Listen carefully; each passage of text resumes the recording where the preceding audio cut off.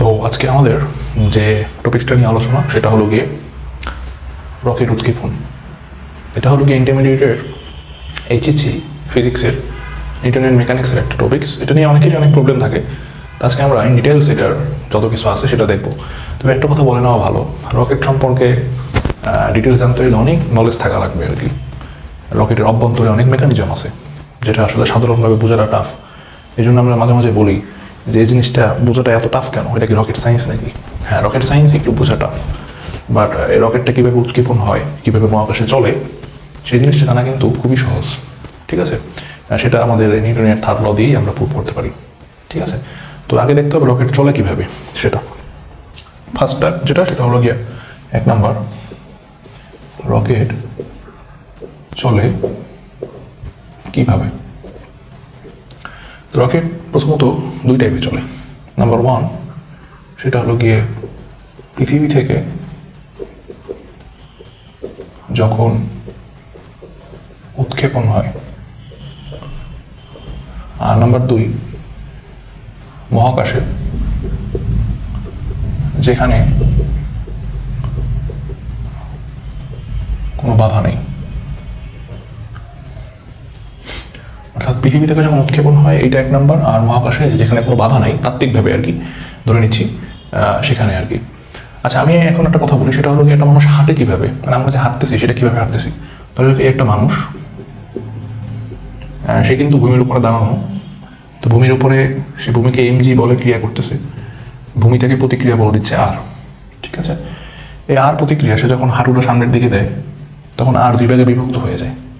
প্রতিক্রিয়া বলটা একটা তাকে সামনে নিয়ে যায় আর একটা পা তাকে উপরের দিকে উঠায় নেয়, এই জন্য হাঁটু ভাঁজ হয়ে পড়ে আমাদের। যার কারণে এই সামনের দিকে যে বলটা, এই বলটা আমাদেরকে সামনে নিয়ে যাওয়ার জন্য বল দেয় আর কি। ঠিক আছে, এ কথা হলো কি এখন তো একটা ভূমি আছে, যেই ভূমিতে বেস করে আমরা সামনের দিকে চলতে পারি। একটা গাড়ি চলতেছে এরকম, সেই গাড়িটা চলতেছে কিন্তু একটা ভূমির উপরে। প্লেন যাইতেছে, প্লেন যদি আমরা একটা প্লেন আঁকি, প্লেন যাইতেছে, সে কিন্তু বায়ুমণ্ডল ব্যবহার করে সামনের দিকে আগাইতেছে, বায়ুমণ্ডলের উপরে ভাসতেছে। পাখি সামনে যাইতেছে, সে বায়ুমণ্ডলকে কাজে লাগাইতেছে। বাট রকেট সে কিন্তু বায়ুমণ্ডলকে কাজে লাগায় না, কারণ সে কিন্তু তার কাজ কারকার বায়ুমণ্ডল থেকে আরও অনেক উপরে।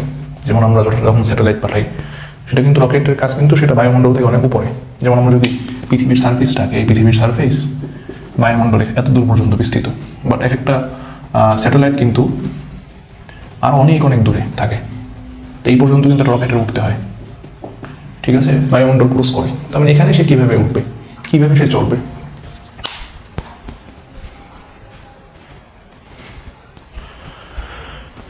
সেই জিনিসটাই আমরা এখন দেখবো আর কি। যে পৃথিবী থেকে যখন উৎক্ষেপণ হয় তখন একভাবে সে কাজ করে, আর মহাকাশে যখন কোনো বাধা নেই তখন একভাবে চলে। আচ্ছা, মহাকাশে যেখানে কোনো বাধা নেই সেখানে কীভাবে চলে সেটা একটু দেখি। ধরা যাক স্পেস যেখানে কোনো বাধাদানকারী বল নেই, শূন্য স্পেস, মহাশূন্যতে আর কি, যেখানে কেউ তাকে আকর্ষণ করতেছে না, বিকর্ষণ করতেছে না, একজন মানুষ এখানে ভেবে ভাসতেছে। আমরা তো খালি জায়গা থাকলে নিচে পড়ি কেন? কারণ পৃথিবী আমাদেরকে টানতেছে, বাট একে থেকেও টানতেছে না, রাইট? এটা এখন সামনে আগাবে কেমনি? এখানে মনে করো একটা গ্রহ আছে, ঠিক আছে, এই গ্রহটার নাম ট্রাইটন। এই ট্রাইটন গ্রহের কাছে এই মানুষটা যাবে, তার কাছে ব্যাগ আছে, ঠিক আছে, এই যে ব্যাগ। তো সে কী করবে? সে তো সামনের দিকে আগাইতে পারতেছে না, কারণ আমরা যখন রাস্তা থেকে হাঁটি ভূমিকে বল দিই আড়াআড়িভাবে, ভূমি আমাকে প্রতিক্রিয়া বল দেয়, সেই বল নিয়ে আমরা হাঁটি। বিমান বায়ুমণ্ডলে বল দিয়ে সামনের দিকে আগায়, গাড়িও সেম। কিন্তু এখানে তো কোথাও সে বল দিতে পারতেছে না, তাহলে সে আগাবে কীভাবে? এই গ্রহের কাছে যাবে কীভাবে? কারণ তাকে তো কেউ বল দিচ্ছে না, বা তার সে কোনো জায়গায় মানে ঠেস দিয়ে তারপর দিয়ে সামনে আগাবে এমনও তো করতেছে না। তখন কী হয়? তখন নিউটনের থার্ড ল আসে, এভরি অ্যাকশন হ্যাজ আর ইকুয়াল অ্যান্ড অপোজিট রিঅ্যাকশন। অর্থাৎ আমরা নিউটনের ভরবেগের নিত্যতা সূত্র চলে আসে তখন। এই লোকটা স্থির first of all.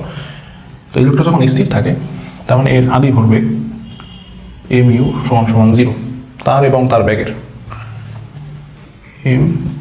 mu1 u2 দুইটাই যোগফল 0। এবার সে কী করলো? সে ব্যাগটাকে এদিকে ছুড়ে দিল, ঠিক আছে, তার মানে একটা বেগ নিয়ে সেই দিকে ছুড়ে দিল। আচ্ছা, আমরা জানি যে কেউ যদি কোনো একটা ফোর্সকে একটা এদিকে বল দেয়, সে তার বিপরীতে একটা বল অনুভব করে, সে অবভিয়াসলি তার বিপরীতে একটা বল অনুভব করবে। এদিকে বলতেছিল, বিপরীতে একটা বল অনুভব করবে।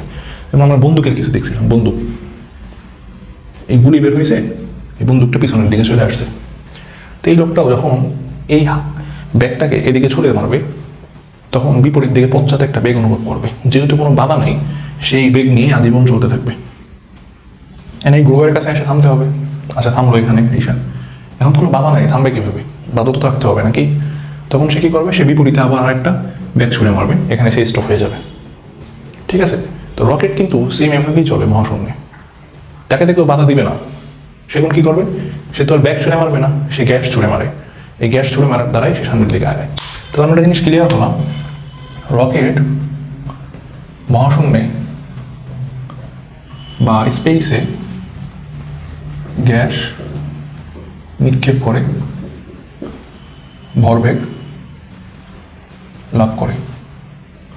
একটা জিনিস ক্লিয়ার করি, রকেট যখন মহাশূন্য বা স্পেসে গ্যাস নিক্ষেপ করে ভরবেগ লাভ করে, অবভিয়াসলি এখানে দুইটা জিনিসের ভরবেগ থাকবে। একটা হলো গিয়া রকেটের ভরবেগ, আর 2 নম্বর যে গ্যাস নিক্ষেপ করছে গ্যাসের ভরবেগ। এই দুইটা জিনিসের ভরবেগ থাকবে। ঠিক আছে? তো আমরা এখন ম্যাথমেটিক্সে ঢুকবো যে রকেট কিভাবে এই ভরবেগটা লাভ করে, গ্যাস কিভাবে ভরবেগটা লাভ করে।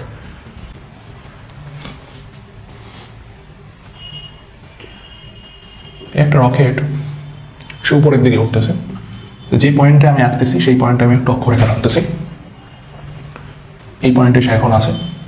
তো সেই পয়েন্টে আমরা পরিমাপ করলাম তার বেগ ভি আর রকেটের ভর এম। এটা হলো গিয়া এই সময়ের পর রকেটের ভর রকেট, আর এটা হলো গিয়া রকেটের বেগ। এখনো সে গ্যাস এই পয়েন্টে ছাড়ে নাই যে সে উপরে উঠবে, বেগ বাড়াবে আর কি তার। আমরা এখন চাইতেছি তার বেগটা বাড়াইতে, তো এখনো সে গ্যাস ছাড়ে নাই। টি সময়ের পর তার ভর আছে এম আর রকেটের বেগ ভি এই পয়েন্টে, এই 0 পয়েন্টে। এখন সে উপরের দিকে উঠবে, সে কী করবো? সে গ্যাস নিক্ষেপ করলো, এই যে গ্যাস নিক্ষেপ করলো, লিকুইড হাইড্রোজেন, খুবই দামি পদার্থ। এটা হলো গিয়া গ্যাস, সে নিক্ষেপ করতেছে। তাহলে গ্যাসের বেগ, এই বেগটা হবে রকেটের সাপেক্ষে গ্যাসের আপেক্ষিক বেগ। আমরা এটাকে ভিআর দ্বারা ডিফাইন করলাম। কেন আপেক্ষিক বেগ? কারণ রকেটের মধ্যে থাকা একজন ব্যক্তি, সে যদি এই বেগটাকে মাপতে যায়, সে তো তলনে আছে, তাই না? আমরা কথা বলতে পারতেছি আপেক্ষিক বেগ কেন, আপেক্ষিক বেগ কেন? এটার অ্যান্সার কি? রকেটে থাকা ব্যক্তি ত্বরণে থাকে, সো সে মেজার করতে পারবে না।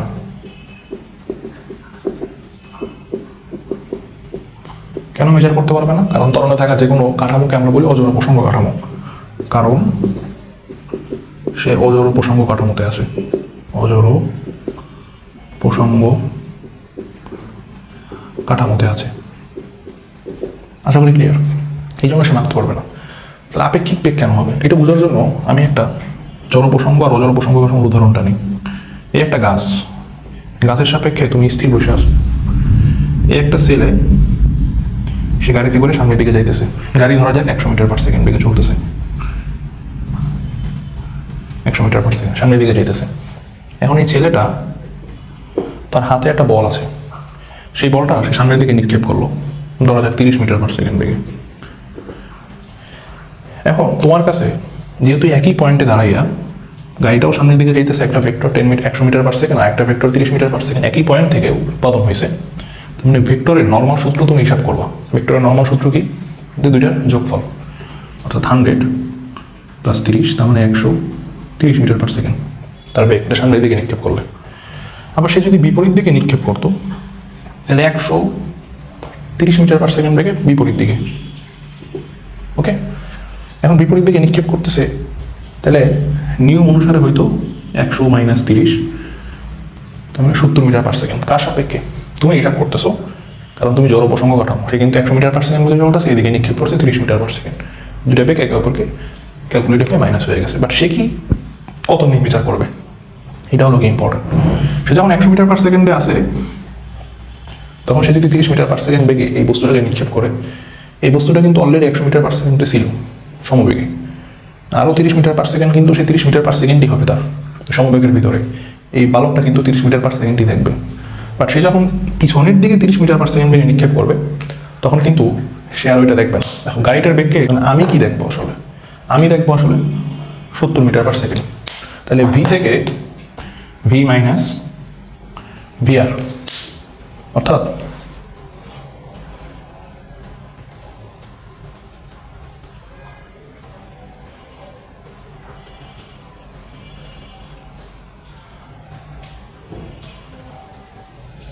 সেও কিন্তু 30 মিটার পার সেকেন্ড বেগই এই বস্তুটাকে এদিকে পড়তে থাকবে, কারণ সে জড় প্রসঙ্গ কাঠামোর মধ্যে আছে।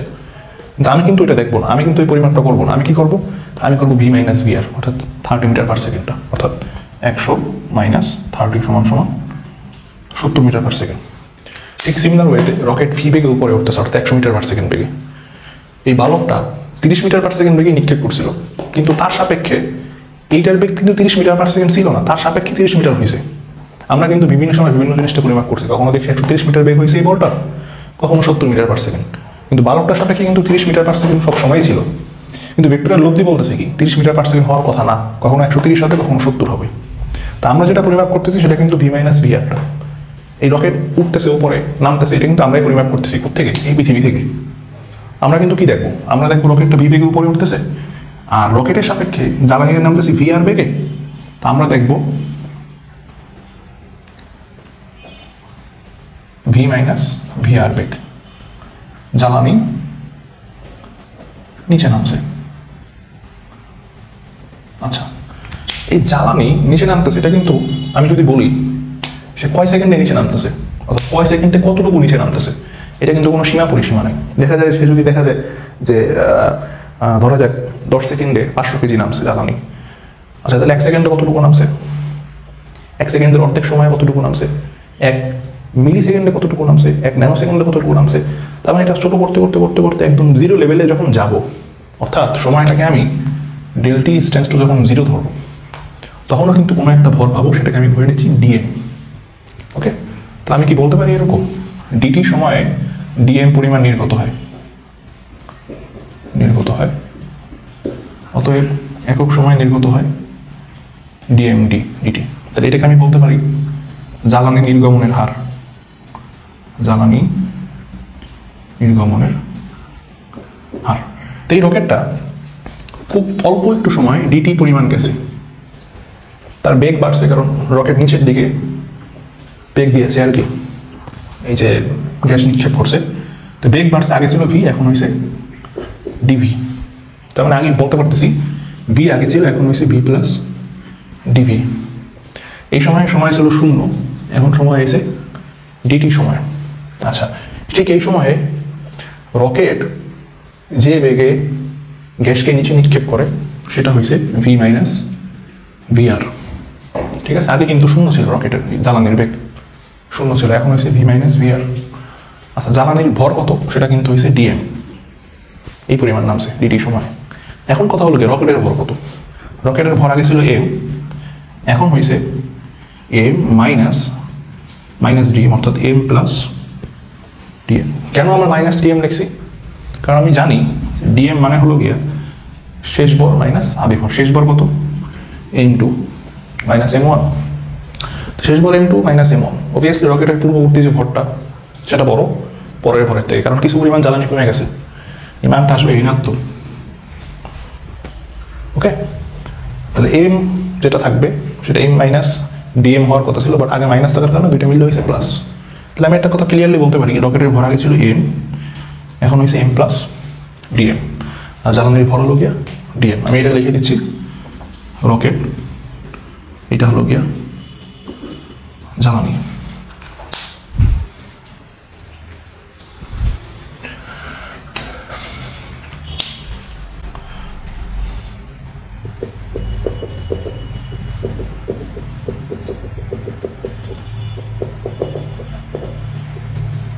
Mathematical expression. রকেট যখন এখানে ছিল, এই যে রকেট উপরে উঠতেছে, তখন তার বেগ ছিল ভি, ভর ছিল এম। তাহলে আদি ভরবেগ সমান সমান এম ভি। এখন রকেট নিচের দিকে জ্বালানি নিক্ষেপ করছে, তখন তার ভরবেগ হয়েছে M plus del M V minus V plus del V. আগে তো ভি ছিল, এখন ডিটি সময়ে তার বেগ হয়েছে ডিভি, ডিটি সময়ে ডিভি বেগ হয়েছে। আর আমরা জানি যে এটা ভি আর বেগের নাম ছিল, আমরা দেখছিলাম ভি মাইনাস ভি আর বেগে জ্বালানি নিচের দিকে নামতেছে, ওই অক্ষের নিচের দিকে আর কি। আচ্ছা, তাহলে এটা ছিল রকেটের ক্ষেত্রে। এবার জ্বালানির ক্ষেত্রে আসি। জ্বালানির ক্ষেত্রে আদি ভরবেগ যেটা ছিল সেটা ছিল 0, এবং ডিটি সময় পর, এখানে ডিটি সময় পর, ডিটি সময় পর যে ভরবেগটা হয়েছে সেটা ছিল ডেল এম, আর ছিল ভি মাইনাস ভি আর। তাহলে যেহেতু পৃথিবীর কোনো আকর্ষণ বল নাই, সেই স্পেসে আছে, পৃথিবীর কোনো আকর্ষণ বল নাই, তাহলে ভরবেগ সংরক্ষণ থাকবে। আদিতে যে ভরবেগ ছিল এখন সেই একই ভরবেগ থাকবে, সংরক্ষণ থাকবে। সো আমি লিখতে পারি আদি ভরবেগ এম বি, ওই অক্ষের উপরের দিকে ছিল সেটা, এই জন্য এই টার্মটা দিলাম, যে পরবর্তী ভরবেগ এইটা যোগ এইটা, তাহলে M plus DM V plus DV. দেখো ডিভি কিন্তু উপরের দিকে, ভি উপরের দিকে, সো এটা প্লাস প্লাস জ্বালানির ভরবেগ ভি মাইনাস ভি আর ডিএম, যেহেতু এই ভরবেগটা নিচের দিকে এই জন্য সামনে দিলাম মাইনাস। ক্যালকুলেশন করি, M V plus M DV plus DM V plus DM DV, আর এই যে কমন নিয়ে কাটাকাটি ফেলা যাচ্ছে, এটা থেকে এটা ক্যালকুলেশন করলে ভি ডিএম মাইনাসটা সামনে থাকবে, এটা হয়ে গেল মাইনাস মাইনাসে প্লাস ভি আর ডিএম। আশা করি ক্লিয়ার। আরে এখানে থাকে এমবি, এমবি এমবি কাটাকাটি যাচ্ছে, ভিডিএম কাটাকাটি যাচ্ছে। এখন দেখো ডিএম ডিভি, ডিএম আমি বলছিলাম ইজ টেন্স টু 0, খুবই, অর্থাৎ ডিটি সময় যদি এই মানটা শূন্যের কাছাকাছি, তেমন ওই শূন্যের কাছাকাছি সময়ে যে পরিমাণ ভর বের হয়েছিল সেটাও শূন্যের কাছাকাছি, আর যে বেগটা বার হয়েছিল সেটাও শূন্যের কাছাকাছি, খুবই ক্ষুদ্র মান। তার মানে ক্ষুদ্র মান যদি গুণ হয়, আরও ক্ষুদ্র হয়, তখন এটাকে আমি 0 বলতে পারি অলমোস্ট, এটা 0। তো আলটিমেটলি থাকে বা M DV plus VR DM is equal to 0। আদি ভরবেগ এবং শেষ ভরবেগের পার্থক্য কিন্তু 0 আসছে, এটাই কিন্তু ভরবেগ সংরক্ষণ সূত্র বলতেছে। তাহলে আমি এখানে পাইতেছি M DV plus VR DM সমান সমান 0। এখন এটা ছিল সে যখন স্পেসে ছিল, বাট এখন যদি সে পৃথিবীতে থাকে, অর্থাৎ পৃথিবী তাকে টানতেছে, এই যে পৃথিবী তাকে টানতেছে এম জি বল নিয়ে, কখন এই যে রকেট উঠতেছে, ডিটি সময়ে সে এই কাজটা করছিল, যে ক্যালকুলেশনটা আমরা করছিলাম সে ডিটি সময় আর কি। তার মানে অবভিয়াসলি এম জিও তাকে এই ডিটি সময় জুড়েই টানতেছে। আচ্ছা, এম জি ডিটি সময় ধরে টানতেছে, এই ডিটি সময়টা খুবই ক্ষুদ্র, আর সময় ক্ষুদ্র হলে এবং বিশাল একটা বড় বল যদি ক্রিয়া করে সেটাকে আমরা বলি বলের ঘাত। অর্থাৎ সময় ক্ষুদ্র ধরে বিশাল বল ক্রিয়া করলে আমরা বলি তাকে বলে বলের ঘাত। এখানে বলের ঘাত ক্রিয়া হয়েছে। বলের ঘাত মানে কি? বলের ঘাত হলো গিয়া ভরবেগের পরিবর্তন ইকুয়াল টু বলের ঘাত। বলের ঘাত হলো গিয়া বল ইন্টু সময়, আর এখানে ভরবেগের পরিবর্তন ছিল এইটা M DV plus VR DM সমান সমান এম জিডিটি। এটা কোন দিকে? নিচের দিকে। তার মানে এখানে সামনে একটা মাইনাস দিয়ে দিলাম, ঠিক আছে। আচ্ছা, এবার আমি উভয় পক্ষে এম নিয়ে আসলাম, এম কাটাকাটি, তাহলে এখানে থাকে DV plus VR DM by M is equal to minus GT. এই টার্মগুলো ইন্টিগ্রেশন করতে টার্ম, ডিভি আছে ডিটি আছে, ফুল মিনিং পাইতে হলে আমাকে ইন্টিগ্রেশন করতে হবে। ধরে নিচ্ছি আদি বেগ ছিল সে ভি নট, পরবর্তী বেগ হয়েছে ভি ডিভি, এর ভিতরে ইন্টিগ্রেশন করলাম। ভিআর এটা একটা কনস্ট্যান্ট মান, সবসময় মানটা এই কনস্ট্যান্টই ধরি আমরা এই সাপেক্ষে, অর্থাৎ রকেটের সাপেক্ষে গ্যাসের বেগটাকে আমরা অলওয়েজ কনস্ট্যান্ট ধরি এই সময় আর কি। রকেটের আদি বেগ ছিল m0, এখন হয়েছে m, dm/m is equal to minus g. যখন সে হিসাব করছে তখন 0, হিসাব শেষ করছে তখন t। আশা করি ক্লিয়ার। এরপর ডিভিকে ইন্টিগ্রেশন করলে এখানে থাকে v এর উভয় পক্ষে v0/v is equal two plus vr dm/m 1/x dx। এই ফরম্যাটে এটা হয় ln m m0 m is equal to minus g into t থাকে, এটা হয় v0 ইন্টিগ্রেশনের ফর্ম, এটা ইন্টিগ্রেশন বুঝতে হবে আর কি, plus vr ln m/m0 is equal to minus GT. এটা ইন্টিগ্রেশনের ফর্ম, এটা তো বোঝাই যাচ্ছে যে লন এটার সাথে এটা আপার লিমিট লোয়ার লিমিট বসা যায়, আর upper limit lower limit ln m minus ln m0, এটাকে ln m/m0 বসা যায় আর কি। বা v is equal two v0 minus vr ln m/m0 minus GT, বা শেষ বেগ সমান সমান আদি বেগ মাইনাস, এই মাইনাসটাকে আমি প্লাস দিয়ে রূপান্তরিত করলাম, -1 আছে যেটা ভিতরে নিয়ে গেলাম, আচ্ছা -1, আর লনের উপরে নিয়ে আসলাম m/m0। এরকম যদি হয় তাহলে সামনে মাইনাস চলে আসে, তাহলে -1 আবার এখানে -1 গুণ করে দিলাম মাইনাস জিটি, বা v সমান সমান v0 plus ln m0/m minus GT. এটা রকেটের ক্ষেত্রে শেষ বেগের সূত্র। যদি এরকম হয়, যেহেতু এখানে ভর চেঞ্জ হইতেছে, প্রতি মুহূর্তে ভর কিন্তু কমে যাচ্ছে, ভরের পরিবর্তন করতেছে, বাট কিছু কিছু ক্ষেত্রে দেখো তুমি একটা বস্তুকে উপরের দিকে নিক্ষেপ করবা, এম ভরের বস্তু উপরে উঠছে, এখানে সে এমই রয়ে গেছে, কিন্তু ভর কিন্তু চেঞ্জ হয় না, অর্থাৎ আদি ভর m0, শেষ ভর m সমান সমান যদি m0 হয়, এটার ক্ষেত্রে বসাই দাও সেই সূত্র, v is equal two v0, লনের জায়গায় m এবং m0 সমান হইলে ln 1 যার মান আসে 0, তাহলে 0 মাইনাস জিটি, বা v is equal two v0 minus GT. এটা কিন্তু উপরে উৎক্ষেপণ করার সময় যে সমীকরণ, সেই সমীকরণটা। আশা করি ক্লিয়ার।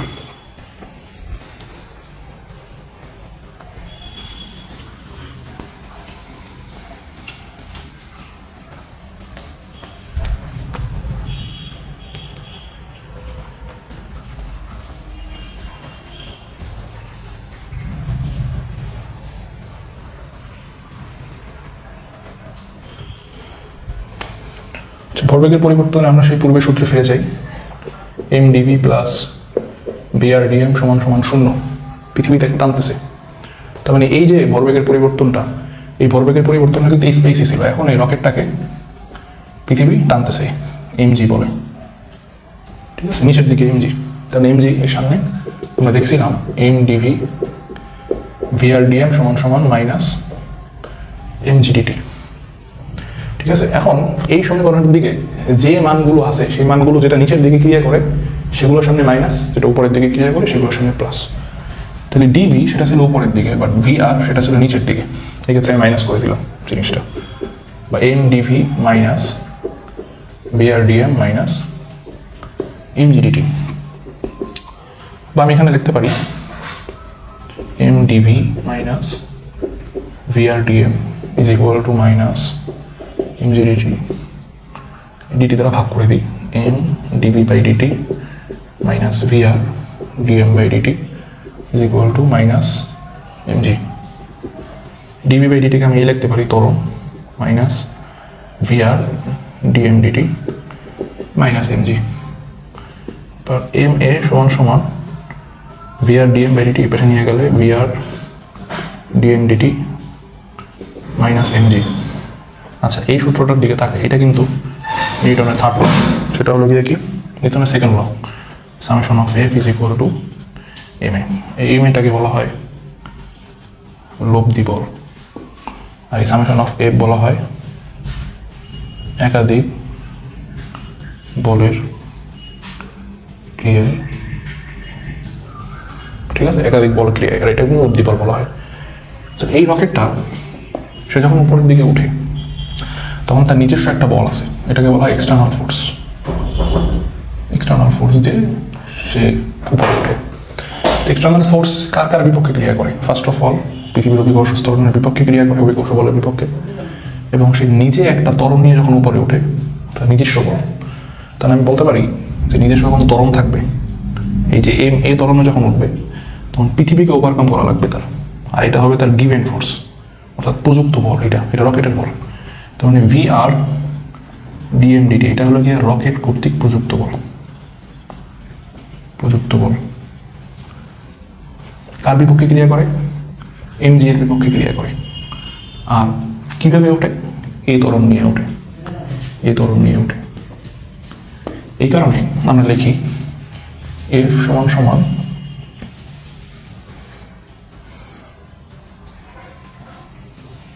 ma প্লাস mg, অর্থাৎ এইটাকে ওভারকাম করে আর একটা ত্বরণ নিয়ে এসে উঠতেছে। ঠিক আছে, অর্থাৎ m into dv/dt plus mg। এটা হলো গিয়ে রকেট দেওয়া হয়, সে একটা ত্বরণে ওঠে, আবার অভিকর্ষ স্থল বলের বিপক্ষেও ক্রিয়া করে। আচ্ছা, এবার যদি আমি বলি লিফট অফ করতে প্রয়োজনীয় বল। দেখো লিফট অফ যখন করবে আর কি রকেট, এই পৃথিবী অভিকর্ষ বলের বিপক্ষ থেকে সে আলাদা হয়ে যাবে। ঠিক আছে, পৃথিবীর অভিকর্ষ বলের বিপক্ষ থেকে কিন্তু আলাদা হইতে তার খুব একটা বল লাগবে না, মানে এখানে ত্বরণ নিয়ে উঠবে না, সে ত্বরণ নিয়ে অনেক বেগ বাড়াই উঠবে না, জাস্ট তাকে একটু হালকা করে স্পর্শ করলেই সে উপরে উঠে যাবে, অর্থাৎ পৃথিবীর অভিকর্ষ বলটাকে কাটাই উঠবে। পৃথিবীর অভিকর্ষ বল mg, তার বিপক্ষে ক্রিয়া করলেই সে উপরে উঠে পড়বে। তাহলে লিফট আপ করতে প্রয়োজনীয় বল mg এর সমপরিমাণ, আর আমরা জানি রকেটের প্রযুক্ত বল হলো গিয়ে F, আর F সমান সমান আমরা পাই VR dmdt। এটা হলো কি লিফট আপ করতে প্রয়োজনীয় বল। ঠিক আছে, এই তো রকেটের আদ্যবন্ত।